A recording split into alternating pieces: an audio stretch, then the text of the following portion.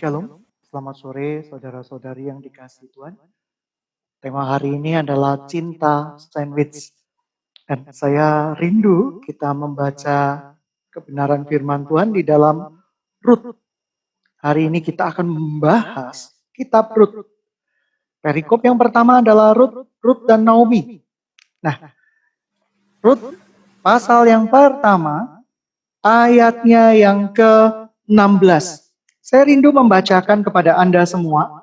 Tetapi kata Rut, janganlah desak aku meninggalkan engkau. Pulang dengan tidak mengikuti engkau. Sebab kemanapun engkau pergi, di situ jugalah aku pergi. Dan di mana engkau bermalam, di situ juga aku bermalam. Bangsamulah bangsaku, dan Allahmulah Allahku. Kekasih-kekasih Tuhan dimanapun engkau berada, hari ini kita akan membahas tentang cinta sandwich. Apa itu cinta sandwich? Cinta antar generasi.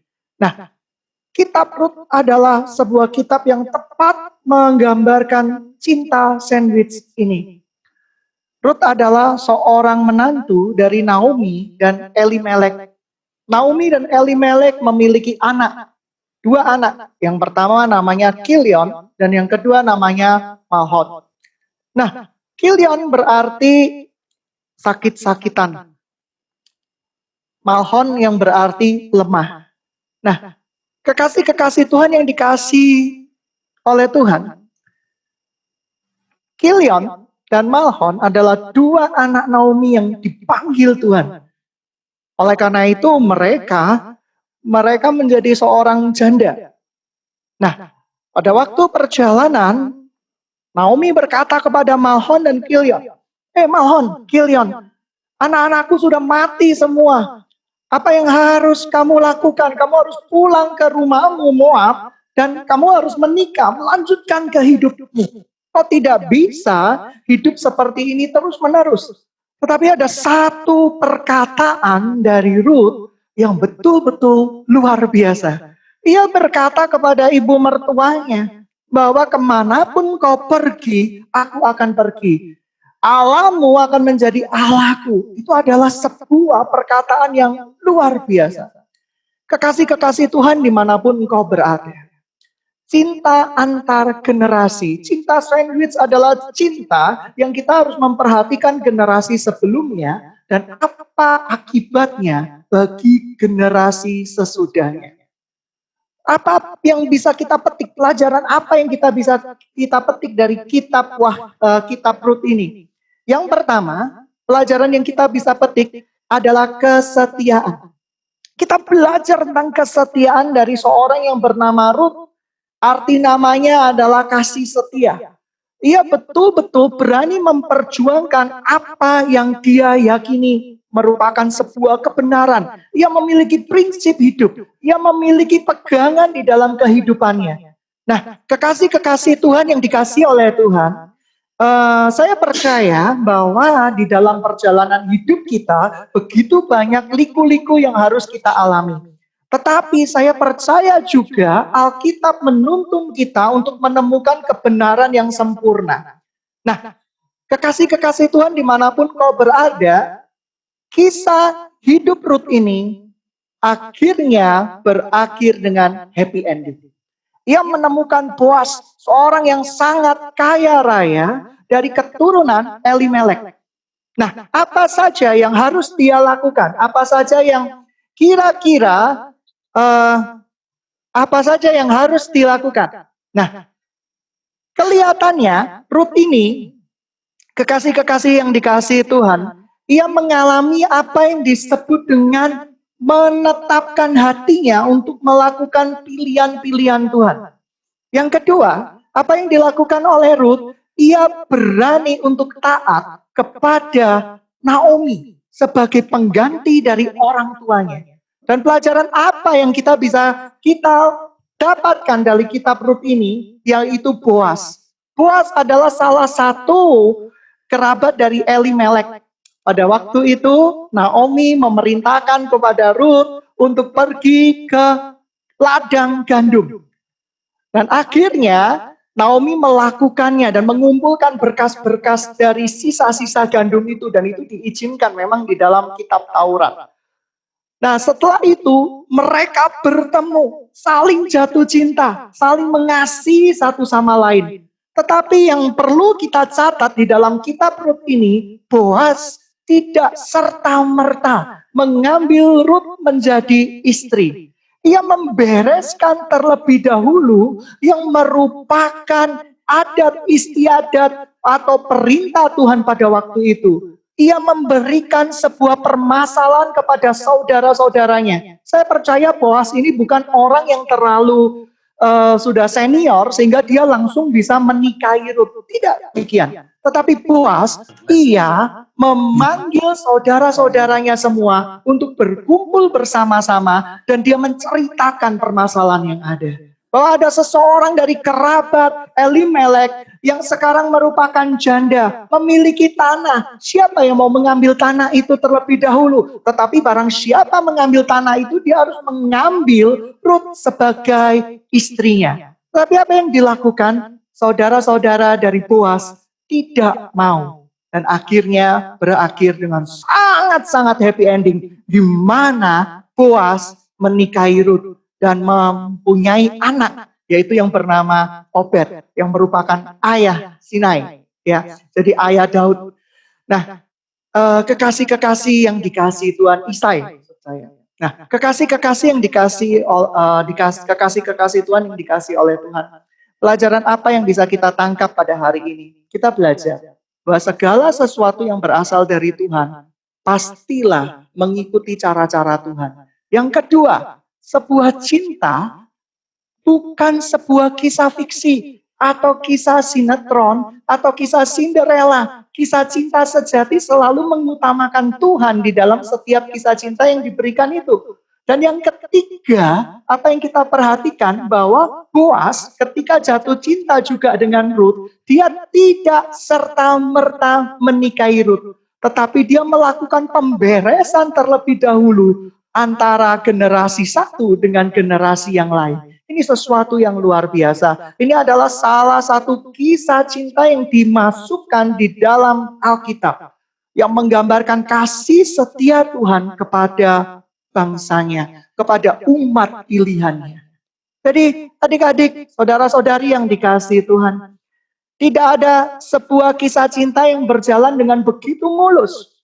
Tidak ada kisah cinta yang berjalan dengan begitu sempurna. Tetapi kita yakin kisah cinta yang berasal dari Tuhan akan menemukan ending yang luar biasa. Menemukan ending yang sempurna. Nah, di dalam perjalanan kisah cinta itu ada proses namanya. Apa yang disebut dengan proses? Tuhan mengizinkan proses di dalam kisah cinta itu untuk diuji kemurniannya. Dan itu sesuatu yang luar biasa. Sesuatu yang ketika kita membaca kitab Rut ini, ada suatu karya Tuhan yang luar biasa. Ada suatu cinta Tuhan yang luar biasa. Yang tidak tergoncangkan oleh apapun juga. Nah, dari pembacaan kitab Rut ini, pesan apa yang sudah bisa kita tangkap? Kalau saya menangkapnya 3. Belajar setia.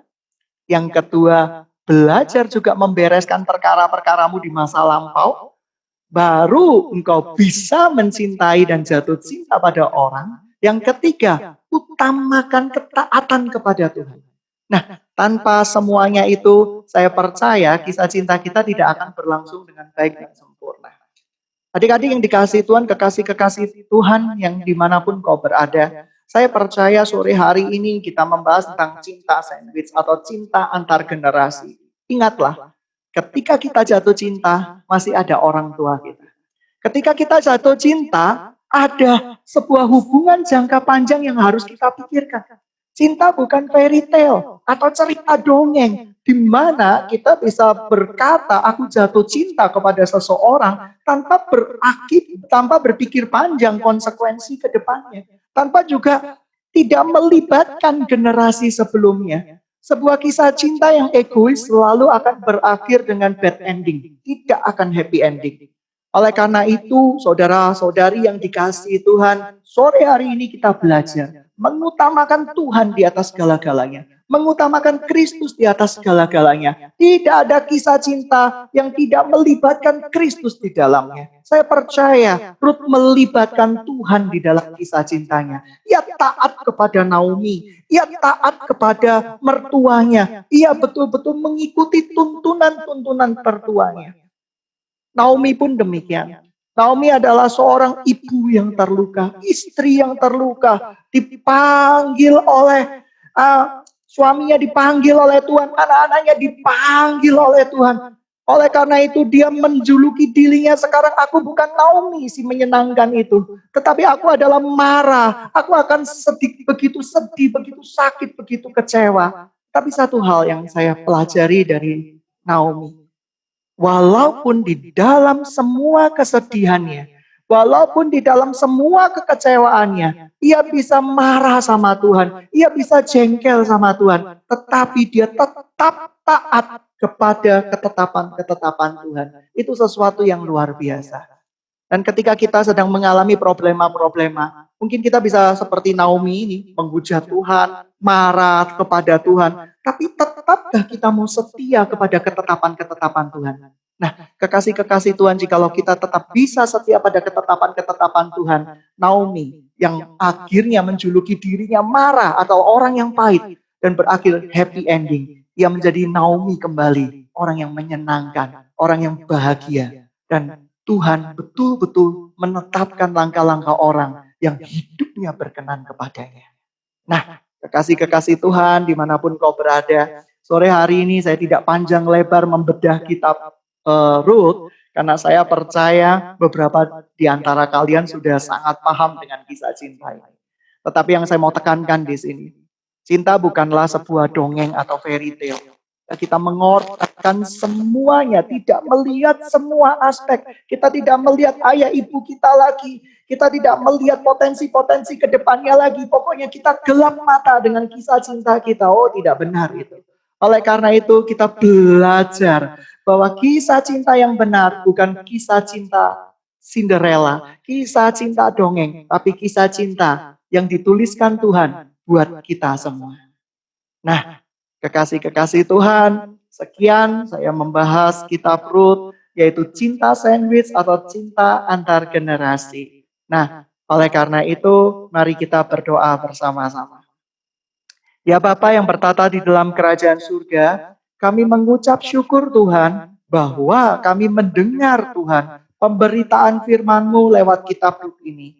Oleh karena itu Tuhan, kami mau belajar hari ini Tuhan untuk setia kepadamu. Yang kedua Tuhan, kami belajar untuk mengikuti tuntunan-tuntunan-Mu. Yang ketiga Tuhan, kami belajar juga Tuhan, di dalam segala perkara kami mengandalkan Engkau senantiasa. Dan kami percaya Tuhan, kisah cinta yang terbaik adalah kisah cinta yang Kau tuliskan untuk kami semua Tuhan. Terima kasih. Di dalam nama Tuhan Yesus Kristus, kami berdoa dan mengucap syukur. Haleluya.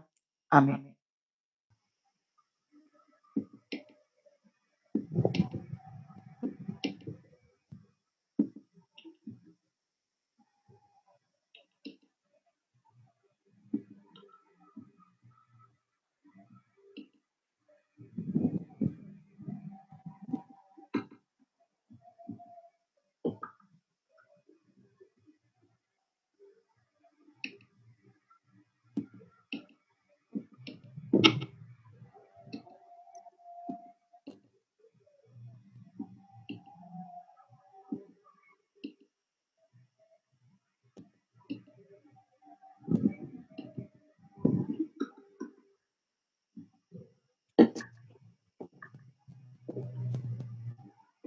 Suaranya tidak kita di mana ada roti di atas dan roti di bawah.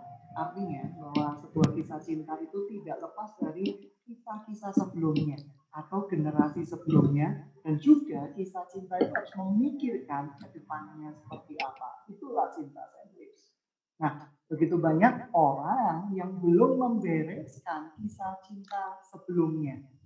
Artinya mereka berakhir dengan marah, berakhir dengan kecewa, berakhir dengan pemberontakan, lalu ingin memulai kisah yang baru. Tentu saja itu akan berakibat fatal di dalam kisah cinta mereka.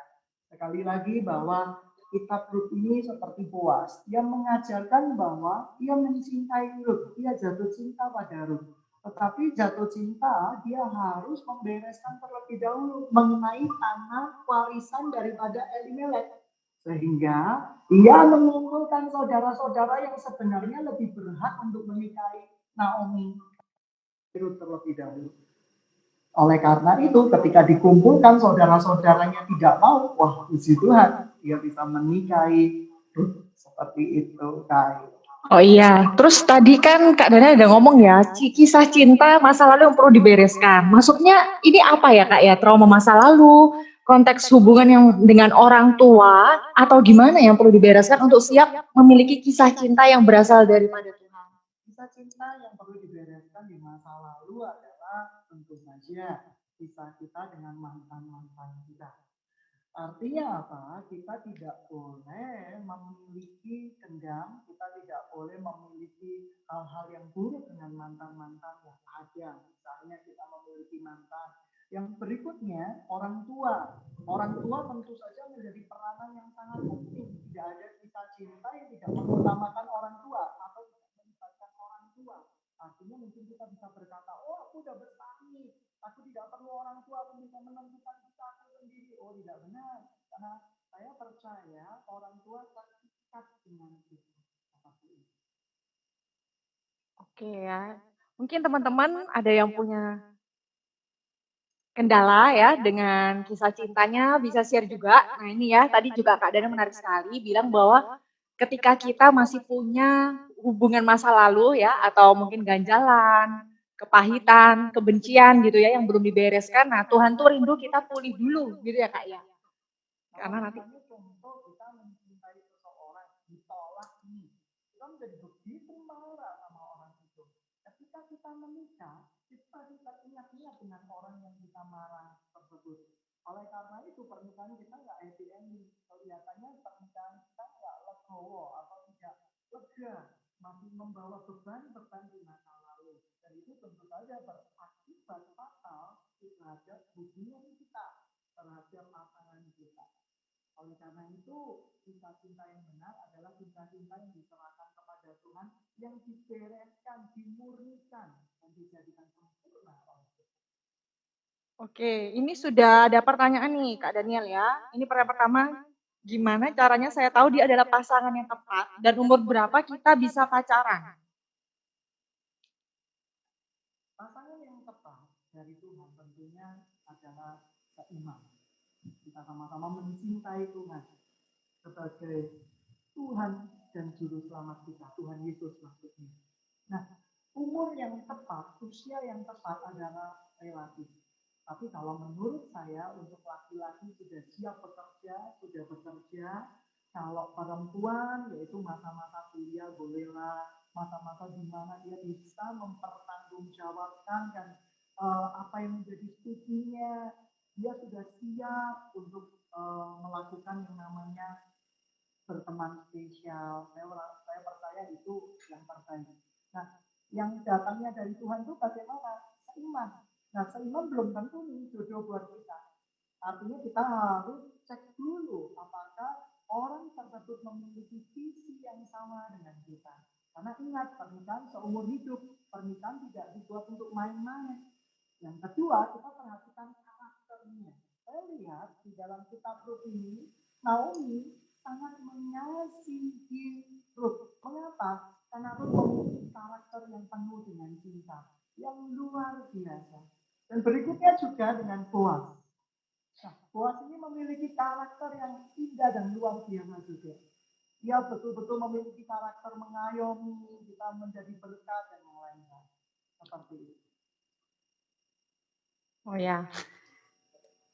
Nah, terus ini kalau misal tadi nanya ya, hubungan itu harus dibawa ke pernikahan. Kalau misalnya sudah terlanjur pacaran di usia muda gimana dong? Kalau pacaran di usia muda, solusinya bagaimana? Yang nggak boleh pacaran, tepat teman dekat saja. Karena usia-usia seperti usia SMP, SMA, di mana kita masih labil, juga kita masih perlu yang namanya juga mematangkan karakter kita. Saya rasa itu bukan usia yang tepat untuk pacaran. Tapi kalau terlanjur, kan tidak ada ikatan apapun, kita bisa berteman baik terlebih dahulu. Ayu. Oh iya. Nah, terus tadi harus ada restu orang tua. Kayak gitu. Apakah kalau misalnya sudah yakin dari Tuhan, tapi ternyata terhalang restu orang tua, misalnya kayak gitu yang terjadi gimana? Nah, saya percaya restu orang tua bagi saya penting sekali. Ini pengertiannya orang tua yang tinggal di dalam Tuhan ya. Orang tua yang mempercayai Yesus Kristus sebagai Tuhan, yang seiman juga seperti itu. Restu dari mereka penting. Saya percaya kok Tuhan bisa melembutkan hati mereka. Apa sih yang Tuhan tidak bisa lakukan? Kalau itu merupakan rencana Tuhan yang sempurna, Tuhan akan membuka jalan yang kelihatannya tadi tertutup akan terbuka oleh Tuhan. Oleh karena itu tidak ada yang mustahil bagi Tuhan. Oke, masih bisa bertanya lagi ya di kolom chat. Nah, ini masih ada pertanyaan lagi. Kalau misalnya sama-sama Kristen tapi beda aliran, apakah hubungan itu boleh berlangsung? Nah, satu, cinta Tuhan. Tuhan Yesus saya percaya yang penting bukan aliran sesat. Contoh nih, kita jatuh cinta dengan aliran yang percaya bahwa keselamatan bisa ditolak. Kita percaya juga dengan satunya dengan aliran yang percaya bahwa keselamatan itu kekal selama-lamanya nggak bisa ditolak. Oleh karena itu kita harus merumuskan satu prinsip bahwa yang untuk kita percayai, yaitu Yesus sebagai Tuhan yang menyelamatkan jiwa kita. Yang kedua, yang kita harus percayai bahwa Yesus adalah penuntun di dalam pernikahan ini. Masalah perbedaan aliran bisa dibicarakan selama dua-duanya dewasa secara rohani. Tidak memandang sebuah aliran itu lebih berkuasa daripada aliran yang lain. Nah, kalau dua-duanya ini memiliki cara pandang bahwa menjadikan Kristus sebagai Tuhan dan juru selamat mereka, saya percaya kisah cinta antar dua aliran juga nggak masalah. Yang penting bukan aliran sesat yang tidak mengakui Kristus sebagai Tuhan dan juru selamat secara pribadi. Nah, ini kembali lagi ya Kak ya, tadi kan membicarakan tentang pemberesan masa lalu. Nah, ini pas ada yang nanya juga gimana solusinya buat orang-orang yang gagal move on. Mungkin maksudnya gimana caranya hubungan masa lalu, trauma gitu ya, bisa dibereskan, pulih, indikatornya gimana nih sampai siap dengan kisah cinta yang dari Tuhan kayak gitu. Indikatornya move on itu adalah seperti ini. Kita ketika mendengar mantan kita berjalan dengan siapapun, itu tidak akan menimbulkan amarah. Sudah selesai ya, sudah selesai. Contoh kita tahu kita punya masalah atau tidak. Kalau orang membicarakan mantan kita naik darah, kita marah, kita merasa gelisah. Berarti ada yang belum selesai.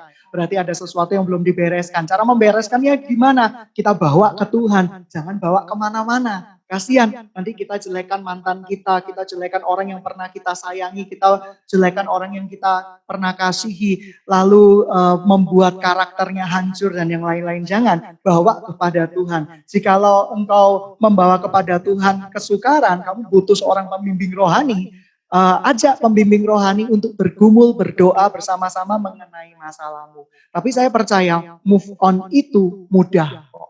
Kalau ada Yesus di dalam hidup kita. Kalau kita tidak ada Yesus di dalam hidup kita, kita menginginkan sesuatu harus mendapat seperti pikiran kita. Wah ya susah, move on akan sangat susah sekali. Oleh karena itu hendaklah Kristus memimpin hidup kita.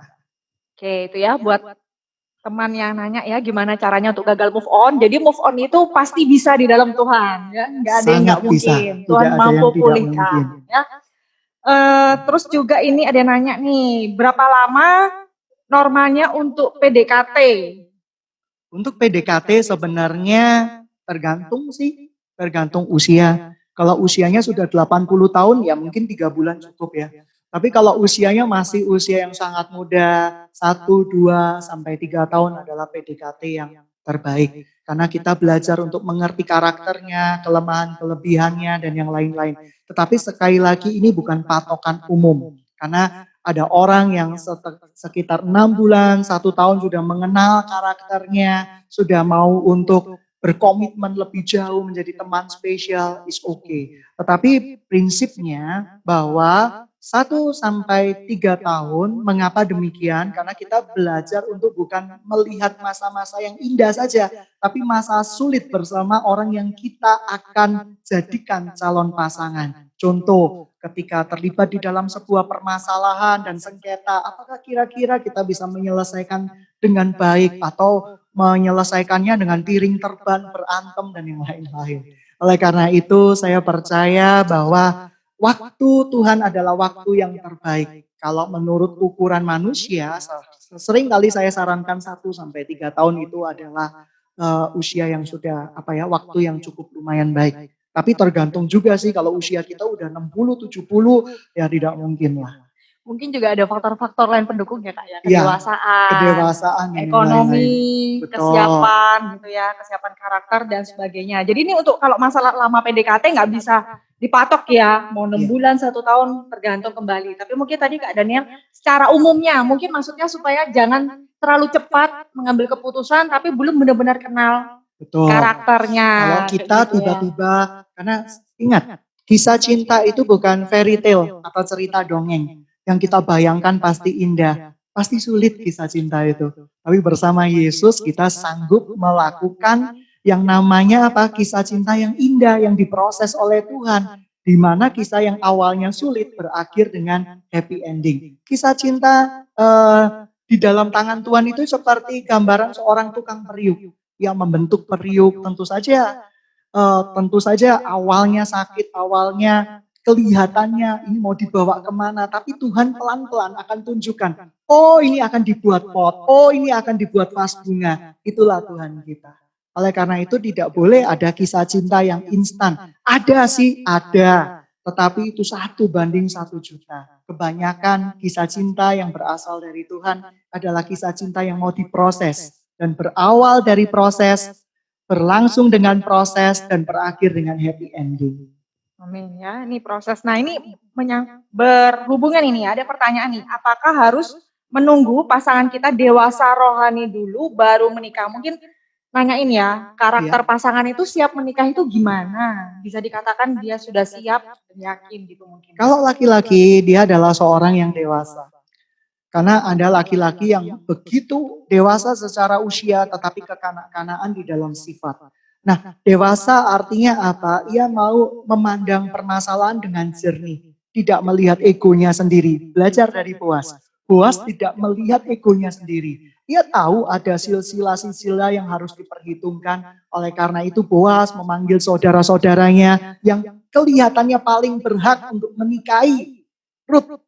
Tapi dia belajar untuk mengutarakannya. Ini melihat kedewasaan seorang pria. Yang kedua, seorang pria itu bisa marah. Kalau pria tidak bisa marah, itu berarti pria yang sudah mati. Tapi pria bisa marah, tetapi dia bukan seorang pemarah. Yang ketiga, pria yang bertanggung jawab. Ada mimpi ke depan bersama Tuhan yang dia siap paparkan. Bahwa bersama dengan dia, masa depan itu indah, masa depan itu cerah.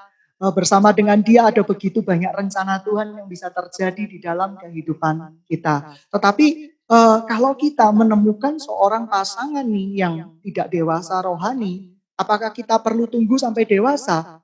Ya nggak perlu. Kita doakan saja karena kedewasaan seseorang nggak bisa kita patok dengan ukuran waktu. Oh saya tunggu 3 tahun ini, pasti ini dewasa. Pasti ini nanti sempurna. Belum tentu ada laki-laki yang sampai usia 50 pun tidak dewasa. Oleh karena itu ukuran kedewasaan bukan waktu, tapi berapa lama atau berapa mau dia diproses oleh Tuhan. Amin. Nah itu ya, tadi kayaknya sudah lumayan menjawab ya. Kalau misalnya dari pertanyaan ya belum puas ya, mungkin kurang tidak menjawab sesuai dengan yang diinginkan ya, teman-teman bisa tanya lagi. Nah seperti itu ya. Jadi tadi udah dijelasin kalau ternyata patokan waktu nggak selalu bisa jadi patokan. Nah seperti itu ya. Nah ini terus ada lagi, bagaimana kalau kita cinta sama seseorang tapi tidak kita tahu apakah dia cinta juga sama kita.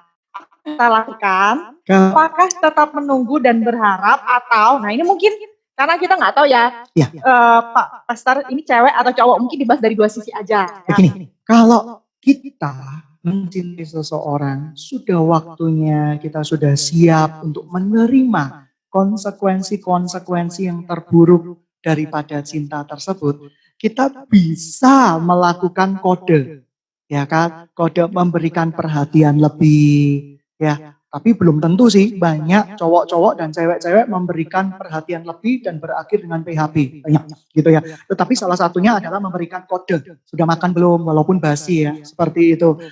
Sudah mandi belum? Sudah ini belum? Dan diberikan kode. Ketika orangnya melakukan signal-signal balasan, ya kasih kode lebih besar lagi bahwa, oh saya mau, kira-kira mau nggak saya berteman lebih dekat lagi dengan engkau, mengenal engkau lebih dekat lagi. Itu kode keras loh.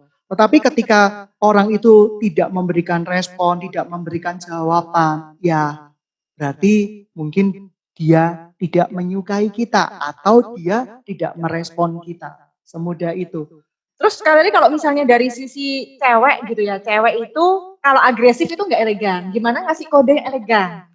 Kayak gitu. Mungkin nih kalau misalnya menyalahkan Sebenarnya kode itu tidak bisa dipelajari, itu insting alami. Agak aneh ya kalau kode-kode itu kita pelajari, udah makan belum dan yang lain-lain belum. Tapi pertama-tama sebelum kita memberikan kode-kode, berdoalah kepada Tuhan dulu. Apakah dia adalah pria yang kira-kira cocok dengan kriterianya Tuhan atau tidak. Yang kedua, berikan perhatian yang sewajarnya. Saya percaya kok, kalau misalnya pria itu tertarik kepada Anda, dia akan memberikan sebuah balasan yang itu insting kita nggak bisa dibohongin. Bahwa dia itu memang betul-betul menaruh perhatian kepada kita. Tapi hati-hati juga sih, karena banyak pria yang memberikan perhatian yang sama mesranya kepada banyak wanita. Lah itu minta Roh Kudus untuk menerangi, minta Roh Kudus untuk memberitahu kepada kita. Saya percaya kalau hubungan kita dekat sama Tuhan, kita akan diberikan kepekaan sama Tuhan. Kalau hubungan kita nggak dekat sama Tuhan, semua tanda yang sebenarnya bukan tanda akan kita merasa bahwa itu kode dari Tuhan atau kode dari yang bersangkutan. Tidak boleh demikian. Kalau menurut saya kita harus peka dulu. Kita harus belajar dengerin suara Tuhan. Kita harus dekat sama Tuhan. Dan yang ketiga, kita diberikan insting alami. Pertanyaannya kan lucu, bagaimana mencintai itu? Oh, itu insting alami. Bagaimana jatuh cinta itu? Itu adalah sebuah karunia yang Tuhan sudah berikan sejak kita dari lahir. Oleh karena itu, biarkan terjadi secara alami dan bukan dari hasil rekayasa atau paksaan. Seperti itu, Ayu. ya itu ya tadi ya. Jadi sebelum kasih kode, ingat doa dulu ya supaya yakin dulu. Dan mungkin juga tadi Pastor kan ada ngomong masalah orang tua ya. Mungkin kalau misalnya ini orang tua kita belum dalam Tuhan, penting nggak ya pendapat komunitas rohani, pemimpin rohani? Tentu saja sangat penting ya. Karena tanpa banyak penasehat, liarlah rakyat. Tidak ada wahyu, liarlah rakyat. Oleh karena itu kita perlu banyak penasehat. Siapa penasehat kita adalah kakak rohani kita. Tentu saja yang tidak memiliki hubungan dengan orang yang kita cintai. Kakak rohaninya juga ikut jatuh cinta. Ya jelas tidak boleh. Tetapi kita memiliki kakak rohani atau orang tua rohani yang betul-betul dewasa rohaninya yang bisa membimbing kita. Yang kira-kira kalau orang lagi jatuh cinta itu kan keluar hormon. Pengennya cepat, pengennya instan, pengennya segala sesuatunya itu berjalan sesuai dengan waktu kita. Tetapi yang senior-senior yang sudah pernah mengalami, yang sudah pernah ngerti, oh cinta yang seperti ini adalah cinta monyet, oh cinta seperti ini adalah cinta-cintaan biasa. Oleh karena itu kita perlu mendengarkan nasihat daripada pembimbing rohani kita. Atau orang tua rohani kita yang tinggal di dalam. Nah itu ya, jadi penting juga ya buat kita untuk dapat pertimbangan dari orang luar. Jadi jangan jadi orang yang selalu mengikuti sekedar perasaan dan insting gitu ya. Supaya cinta kita juga dewasa.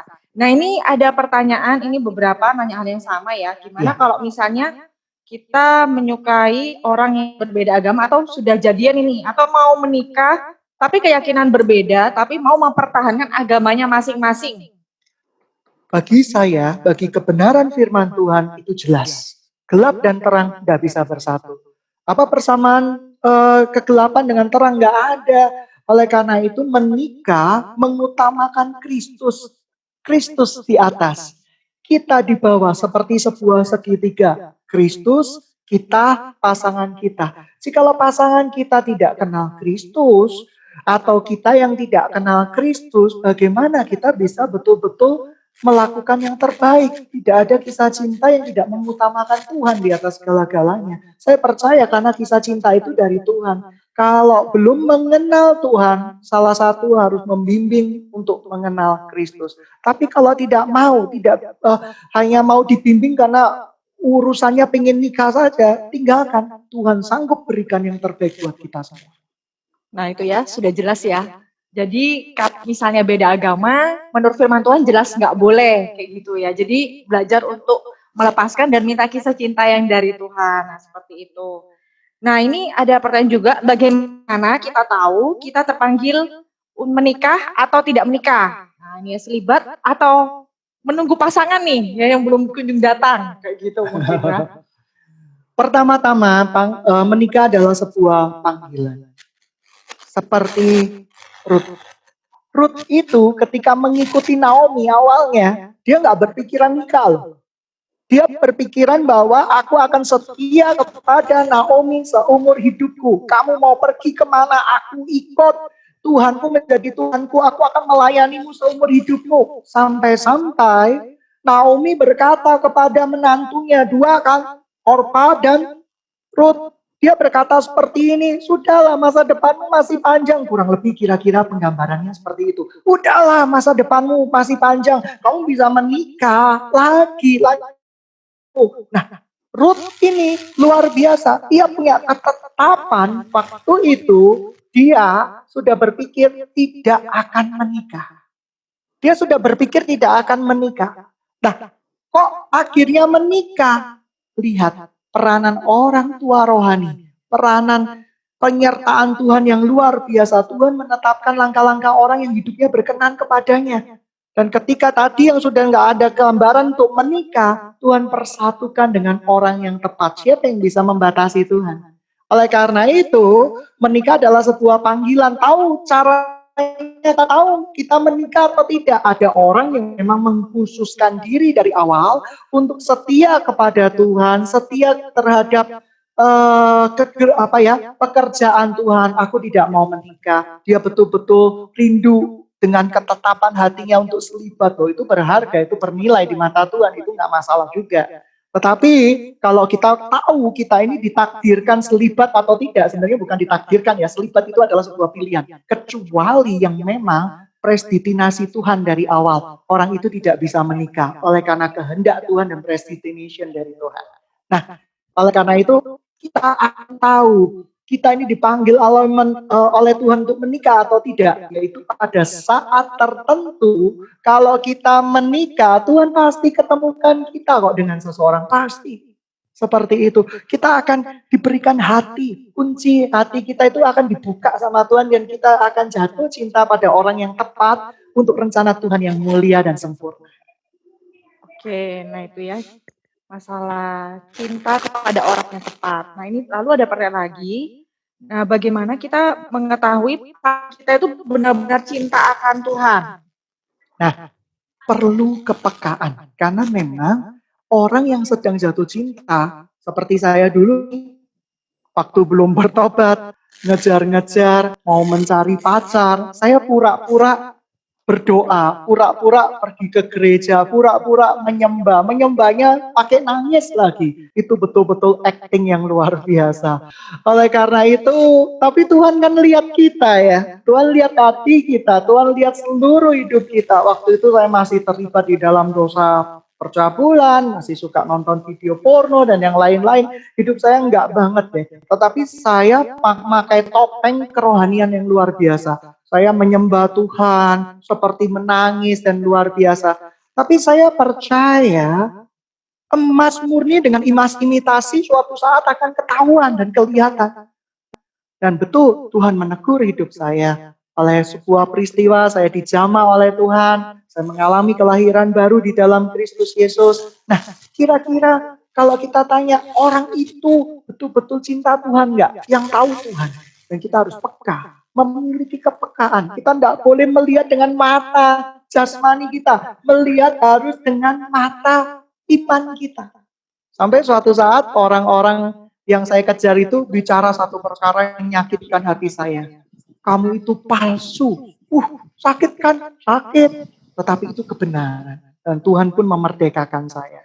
Nah, kita perlu kedekatan dengan Tuhan. Kalau kita dekat sama Tuhan, rajin membaca firman Tuhan, rajin saat teduh, saya percaya kita diberikan kepekaan lebih untuk menghadapi sebuah perkara. Dan kita bisa mengerti, ini kira-kira palsu atau pura-pura palsu. Tuhan itu menuntun kita. Tuhan itu melindungi kita, jangan khawatir. Jadi kalau kita itu berserah sama Tuhan, Tuhan akan melindungi kita dari yang palsu-palsu itu. Seperti itu, nah, ayo. tadi ya. Jadi untuk masalah cinta sama Tuhan hanya Tuhan yang bisa menilai, tapi mungkin kita bisa melihat buah-buah dari orang itu, atau mungkin kalau bisa kita terlalu banyak main perasaan gitu. Biasanya kan kurang bisa melihat yang aslinya. Betul. Nah, itulah perlunya kita punya komunitas rohani ya teman-teman ya. Jadi bisa tanyakan orang di sekeliling kita juga. Nah, terus juga yang tadi ya, tadi saya juga lupa menanggapi kalau masalah selibat atau tidak selibat, jangan dulu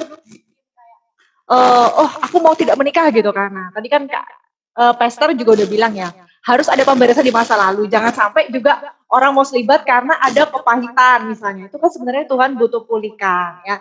Jadi kita nggak tahu rencana Tuhan. Buat yang pengen punya pasangan ya, didoakan saja ya. Kepekaan itu penting untuk membedakan mana yang dari Tuhan dan yang enggak. Dan itu semua Tuhan biarkan kita juga yang memilih. Ya, seperti itu ya. Tentunya dengan tuntunan Tuhan.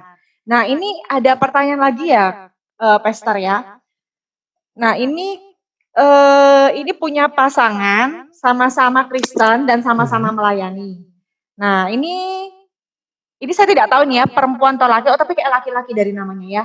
Saya mempunyai visi untuk melayani Tuhan, tapi pacar saya kurang merespon atau mendukung visi saya karena kami berbeda aliran. Pacar saya lebih memilih untuk saya mengikut dia di dalam aliran, sedangkan saya memiliki visi di dalam pelayanan saya. Ya, bagaimana apakah saya harus mengikuti dia di dalam alirannya? Ya, yang mau saya tanya bagaimana caranya agar saya dapat merayu pacar saya, mendukung saya di dalam visi dan pelayanan saya. Lebih seperti itu. Ini dua orang yang punya dua visi yang berbeda, tetapi menjadi satu Kristus, satu Tuhan. Ini diperlukan kedewasaan di dalam berpikir. Ini bukan soal menang-menangan, tetapi soal apa rencana Tuhan di dalam kehidupan kita. Berselisih paham pasti ada. Tetapi begini, indah memang kalau di dalam satu visi. Tapi apakah dengan dua visi yang berbeda ini Tuhan tidak bisa persatukan? Sama-sama bisa. Kita tidak boleh merayu seseorang untuk mengikuti visi kita. Orang itu harus betul-betul yakin bahwa visi kita patut diikuti. Sekali lagi, orang itu harus yakin visi kita patut diikuti. Kalau dua aliran yang berbeda, saya selalu memberikan saran seperti ini. Kedewasaan rohani. Apa sih yang dipermasalahkan? Kalau di dalam satu komunitas kita bisa sama-sama melayani Tuhan, ya sudah toh.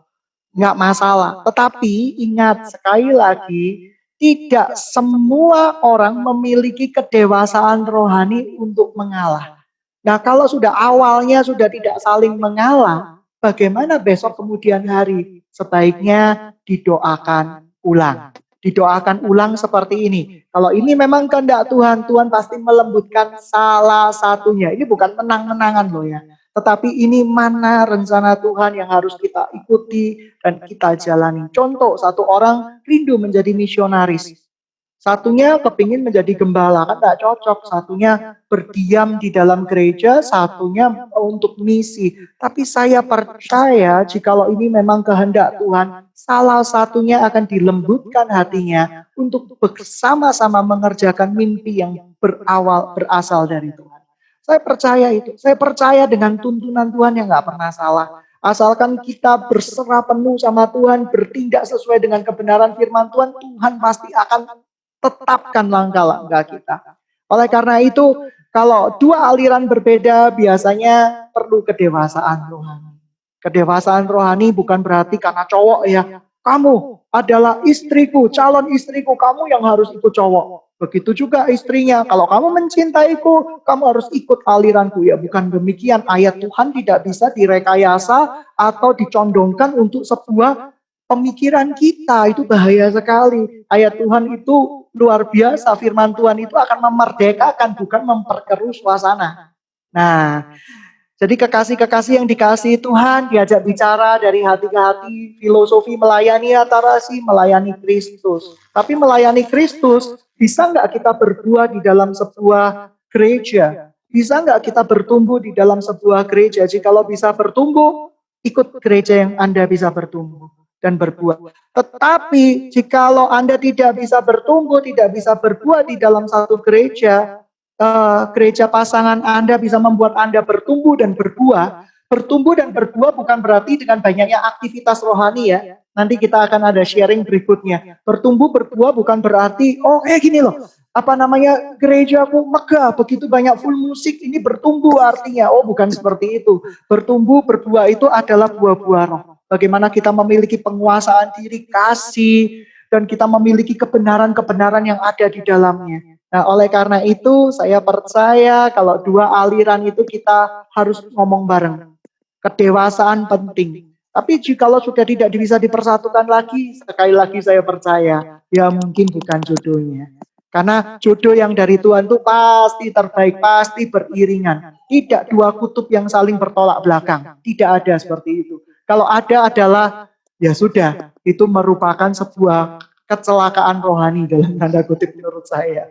Oke, nah itu ya. Jadi yang sama-sama udah Kristen, mungkin ini konteksnya ini sama-sama dalam rohani kayak gitu. Kita mengatakan visi dan misi. Ternyata walaupun sama-sama Kristen pun bisa terjadi perbedaan yang akan membingungkan gitu ya untuk jangka panjang dan masa depan gitu ya teman-teman. Apalagi yang tadi beda agama. Tentunya pasti akan semakin ruwet. Nah kayak gitu ya, saya juga ada sharing gitu ya. Kalau misalnya sudah awal menikah, setelah menikah udah punya anak gitu kan. Istrinya nggak bisa ke gereja dong sama suaminya karena suami beda agama. Kayak gitu kan pasti ada perasaan nggak enaknya. Apalagi nih kalau yang sama-sama di dalam Tuhan. Mungkin solusinya tadi singkatnya Pastor bicara tentang kesepakatan dan harus cari win-win solution ya.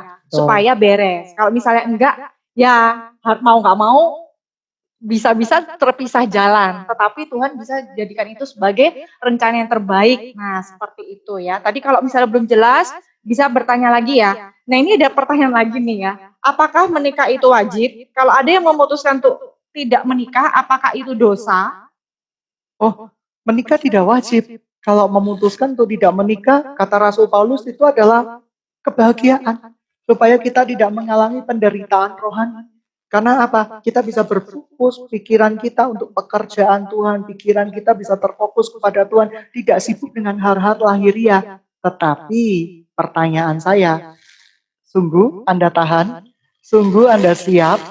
Sungguh, kalau sungguh siap, luar biasa. Saya berdoa. Karena apa?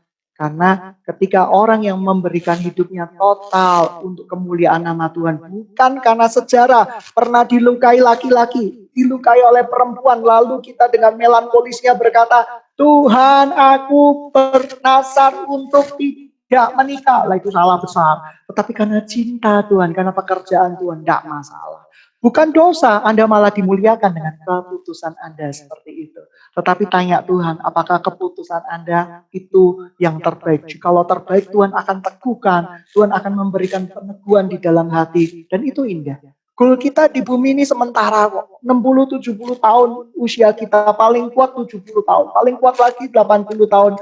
Apa yang kita punya, anak, istri, harta, kita akan tinggalkan. Kelak kita akan bersama-sama di dalam kerajaan kekal. Oleh karena itu goal kita bukan di bumi yang sementara ini, tetapi goal kita di sorga nanti.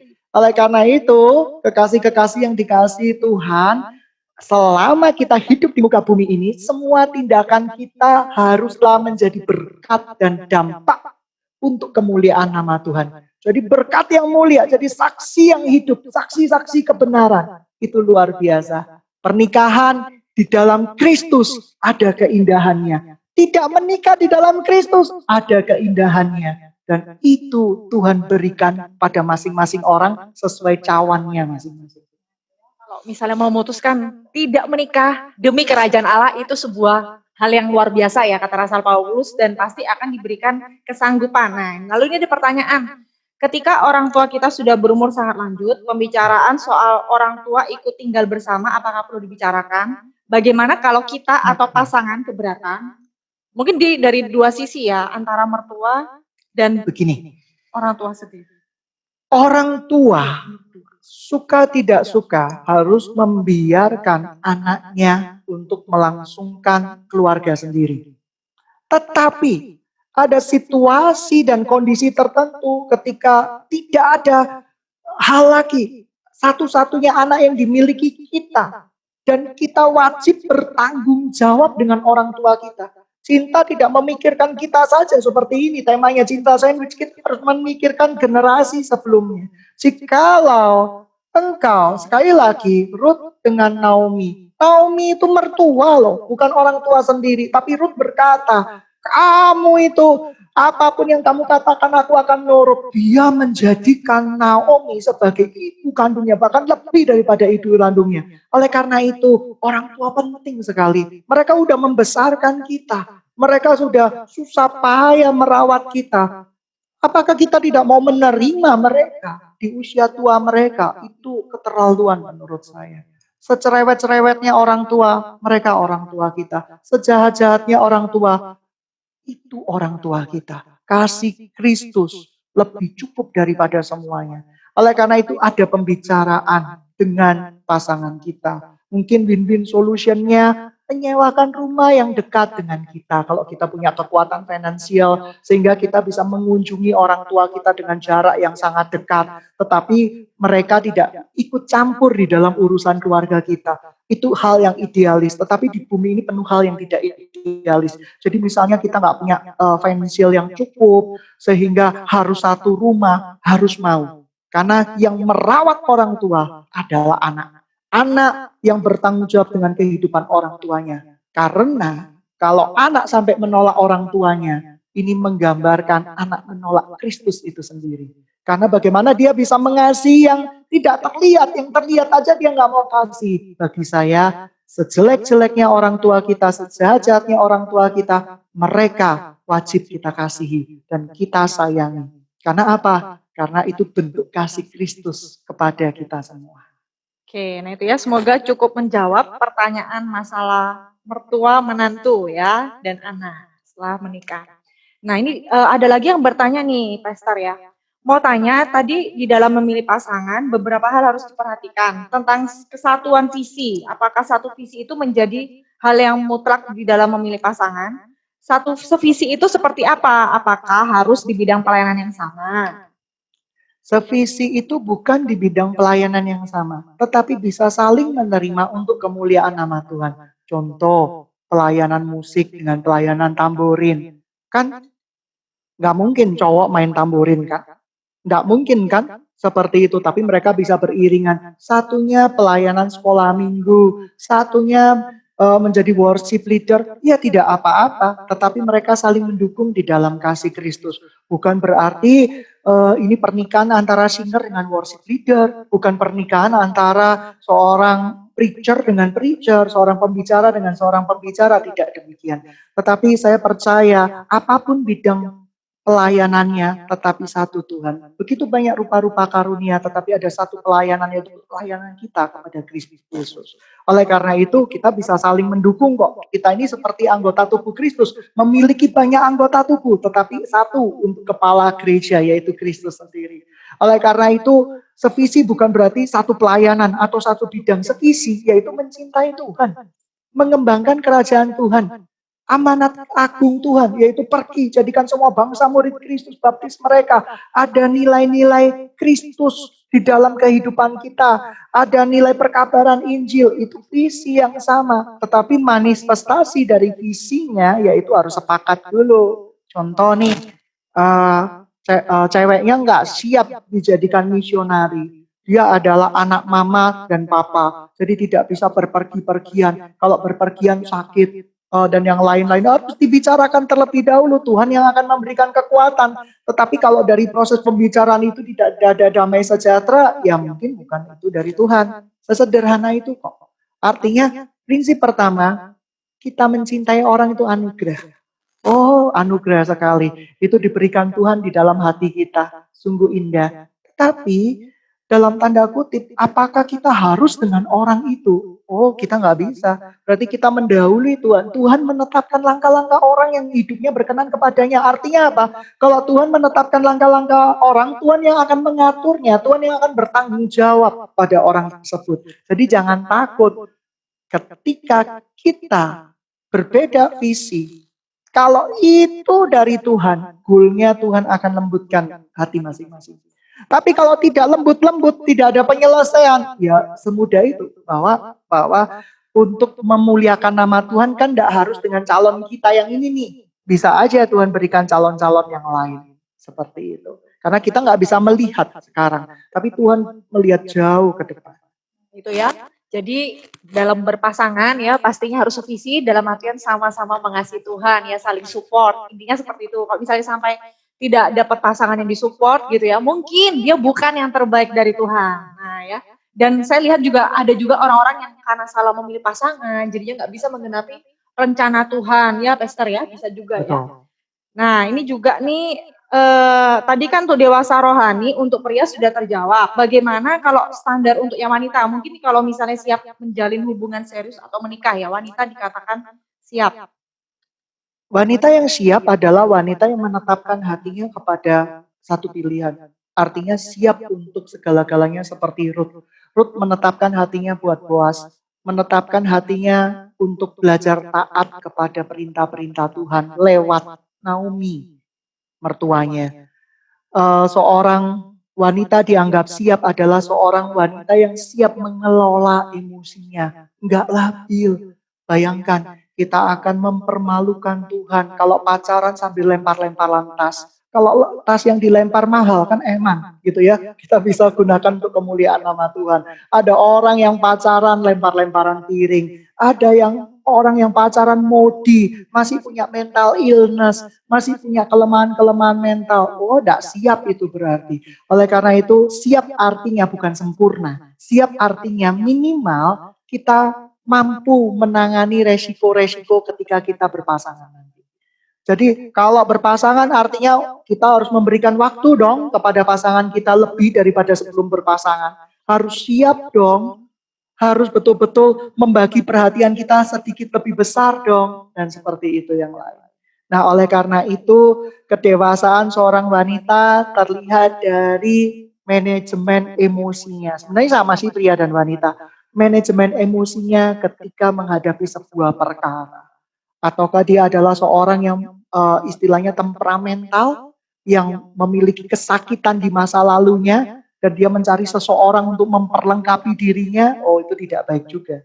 Dia harus pulih terlebih dahulu. Bagaimana bisa pulih? Kita harus dilayani Tuhan terlebih dahulu. Supaya kita pulih. Orang pulih itu akan memerdekakan orang lain. Tapi kalau orang tidak pulih, dia akan mengikat banyak orang. Seperti itu, ya. Ayu. Kita ternyata sudah waktunya tinggal 5 menit lagi ya. Ini saya masih ada banyak pertanyaan. Nah ini saya pilih random ya, karena tidak sempat membaca. Nah ini mungkin ini ada pertanyaan. Bagaimana kalau cewek menyatakan cinta terlebih dahulu? Itu menurut sudut pandang firman Tuhan gimana, Esther? Ini tadi Naomi sama Ruth. Ruth menyatakan cinta loh sama Boaz. Dengan teknik yang luar biasa, pada waktu penggirikan di ladang, tiba-tiba atas perintah dari Naomi, tiba-tiba menyisip di selimutnya Boaz. Dan Boaz bangun pagi terkejut. Mereka nggak berbuat apa-apa loh ya, jangan negatif thinking. Tapi ini menyatakan cinta terlebih dahulu. Cewek mendekati cowok, nggak masalah. Boaznya begitu melihat orang yang di sampingnya langsung, wih jatuh cinta. Ini yang dikirimkan Tuhan. Jadi sebenarnya udah nggak zaman. Tetapi etikanya. Tidak boleh seorang wanita tetap ada etika Kristiani ya. Seorang wanita teriak-teriak, I love you. Bikin pengumuman tentunya dengan cara-cara yang elegan. Bukan elegan ya, tapi elegan. Dengan pertama, dia belajar untuk menyatakan cinta. Ini Ruth menyatakan cinta kepada Boaz itu dengan soft loh. Dengan lembut loh. Seperti itu. Dia nggak pasang spanduk Boaz, I love you. Enggak gitu ya. Seperti itu. Dia melakukan sebuah cara-cara yang Tuhan suruh, Tuhan perintahkan. Oleh karena itu kekasih-kekasih Tuhan sebenarnya saya menyatakan cinta pada cowok nggak masalah sih, tetapi caranya dengan cara yang bagus, elegan. Contoh seperti ini, sekian lama dekat ya, saya pernah mengenal beberapa orang berkata seperti ini. Seorang cewek menyatakan cinta pada cowok, Kak, sudah sekian lama kita bersama-sama, kakak ada perasaan nggak? Oh, langsung bilang kata seperti itu. Kenapa? Karena saya punya kerinduan untuk menikah. Kalau misalnya nggak ada perasaan, saya akan mengelola perasaan saya untuk saya berikan kepada orang lain. Loh, ini benar loh. Yang kedua ada yang bilang seperti ini. Kalau nggak salah dari konselingnya, mereka berkata seperti ini. Kita di dalam Tuhan, goal kita yaitu pernikahan kudus. Lewat pernikahan kudus, itu Tuhan akan memberikan berkat-berkatnya. Nah, maukah kamu, kira-kira kamu sama aku bagaimana? Kalau tidak, ya kita nggak akan berteman terlalu dekat lagi. Itu bisa dengan cara yang soft. Itu dengan cara memberikan sebuah pesan awal bahwa teman tapi mesra itu tidak baik. TTM itu tidak baik, harus ada goalnya. Walaupun nanti diuji ya, setelah kita teman spesial pun tetap harus diuji, tidak bisa, tidak diuji, tetap diuji. Tetapi boleh seorang wanita menyatakan, kita udah lama nih kayak gini. Mau dibawa kemana hubungan kita? Tetap teman, tapi kalau tetap teman, itu tidak boleh. Menurut firman Tuhan. Menurut firman Tuhan ini arahnya harus di dalam pernikahan, terutama orang muda usia cukup untuk menikah. Dan biasanya cowok itu akan memberikan respon, oh iya aku sebenarnya suka sama kamu, ya nggak apa-apa, sah-sah saja. Kalau cowoknya berkata enggak, kita teman, sejak saat itu mulai jaga jarak, perhatiannya nggak perlu spesial lagi, nggak perlu teman tapi mesra lagi, ya seperti pada umumnya berteman. Itu menurut saya pribadi, tapi itu berdasarkan kebenaran firman Tuhan juga. Oke, nah itu ya. Jadi tadi itu nggak apa-apa untuk menjelaskan status ya. Nah ini pertanyaan terakhir, masih ada waktu nggak ya? Oh ya, 3. Oh, tambah 3 pertanyaan lagi boleh ya. Baik-baik ya ini ya. Ini masih banyak nih ya. Rasanya kok nanya ngomongin pasangan tentang cinta kayak nggak ada habis-habisnya. Nah ini pertanyaan, gimana kalau misalnya orang tua terlalu ikut campur mungkin dalam selera pasangan atau kalau sudah menikah ya mungkin ya. Ya. Jadi gini, orang tua yang tinggal di dalam Tuhan akan memberikan sebuah pemahaman yang baik buat anak-anaknya. Tetapi begini, ada orang tua tertentu yang mereka juga rusak gambaran pernikahannya. Sehingga mungkin karena menikah dengan papanya menderita, lalu atas dasar kepahitan itu, ia berkata kepada anaknya, cari orang yang kaya, cari orang yang berduit, cari orang yang seperti itu. Nah, orang tua yang tidak tinggal di dalam Tuhan seperti ini, bukan tidak perlu dituruti, tidak. Tetapi nasihat-nasihatnya difilter terlebih dahulu. Tidak semuanya bisa kita pakai. Kita harus berdoa sama Tuhan. Lain dengan Naomi, dengan Ruth. Naomi ini adalah seseorang mertua yang dilihat oleh Ruth. Cinta sama Tuhan, dedikasinya sama Tuhan luar biasa, setia kepada suaminya. Jadi dia menjadikan patokan Naomi itu sebagai seorang penasehat bagi Ruth pribadi. Tetapi ada orang tua tertentu karena luka, karena kepahitan. Ya, memberikan anak-anaknya diatur, kamu harus menikah dengan orang kaya, harus begitu. Saya menangani konseling pernikahan juga, saya menangani konseling muda-mudi juga. Berakibat sangat fatal ketika orang menikah karena terlalu diatur berdasarkan sejarah orang tua. Banyak yang bad ending, tidak bahagia, bahkan seluruh hidupnya bukan untuk memuliakan Tuhan, tapi membereskan masalah demi masalah yang ada di dalam pernikahan itu. Mengerikan sekali. Oleh karena itu nasihat orang tua yang belum tinggal di dalam Tuhan atau separuh tinggal di dalam Tuhan atau yang memiliki basis luka harus kita dengan filter, memfilternya. Kalau kita tidak dengan filter, bahaya sekali. Filternya apa? Firman Tuhan. Banyak kisah kok. Akhirnya orang tuanya juga dimenangkan oleh anaknya. Karena anaknya memahami firman Tuhan. Orang tuanya diberikan filter kebenaran firman Tuhan. Malah terjadi pemulihan. Nah itu yang Tuhan mau. Tuhan mau kita menjadi berkat dan dampak bagi generasi atas dan generasi selanjutnya. Ya itu ya, kalau misalnya bicara tentang orang tua, berarti kita sebagai anak juga mungkin kadang-kadang kita bisa bersikap lebih dewasa kalau kita sudah dipulihkan dalam Tuhan ya. Karena tadi pastor juga sampaikan orang tua kita juga bisa saja belum pulih gambar dirinya, mungkin belum menjadi orang yang sungguh-sungguh mengasihi Tuhan ya. Jadi standar benar salah itu beda. Tapi karena itu kita butuh respon orang yang sudah menjadi orang yang dewasa. Nah ini juga ada pertanyaan, gimana kalau misalnya ada kasus dia punya teman menikah dengan orang yang agama berbeda, lalu bercerai, lalu menikah lagi dengan yang sesama seiman, lalu berapi-api melayani Tuhan. Menurut Pastor itu dari Tuhan itu baikkah seperti Begini, itu? kalau pernikahan tidak di dalam Kristus Yesus, Alkitab tidak mencatatnya sebagai sebuah pernikahan. Jadi misalnya si A menikah dengan kepercayaan yang lain, si A ini eh, dengan label Kristiani menikah dengan orang lain, kepercayaan yang lain. Tentu saja itu bukan pernikahan yang kudus, bukan pernikahan yang berkenan di mata Tuhan. Seperti itu. Seandainya ketika dia bercerai, ya sekali lagi bercerai, lalu dia menikah lagi, itu dianggap pernikahan pertama itu dosa perzinahan dan dosa percabulan.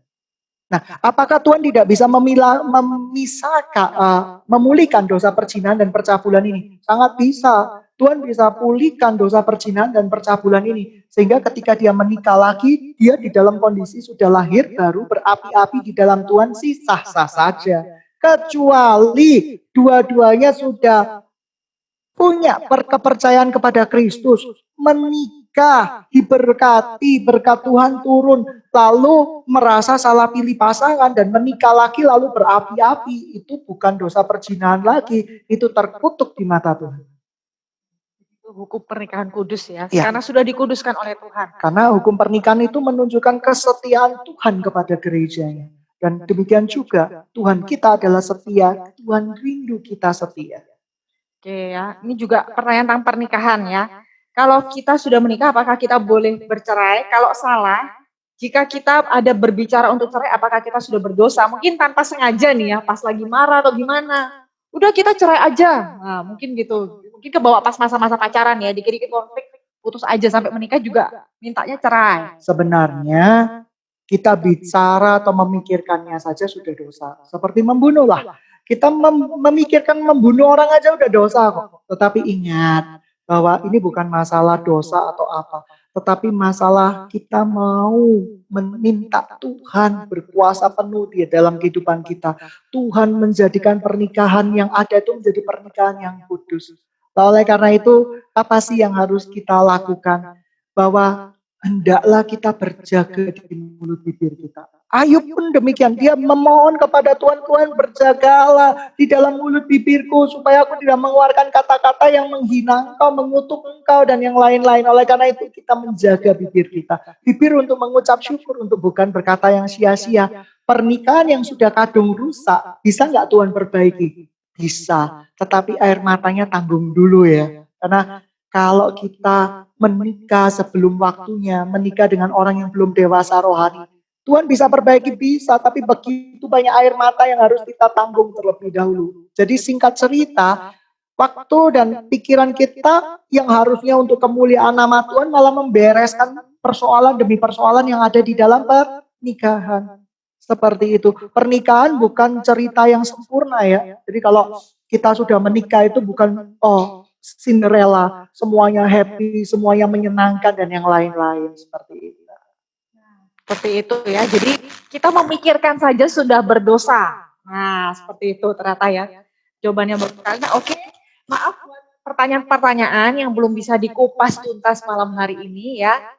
Bisa dilanjutkan di web conference berikutnya. Kalau misalnya belum jelas mungkin nanti bisa menghubungi kakak-kakak yang ada ya atau tanyakan ke kakak-kakak rohani masing-masing sobat muda semuanya. Oke, saya kembalikan ke Kak Elita.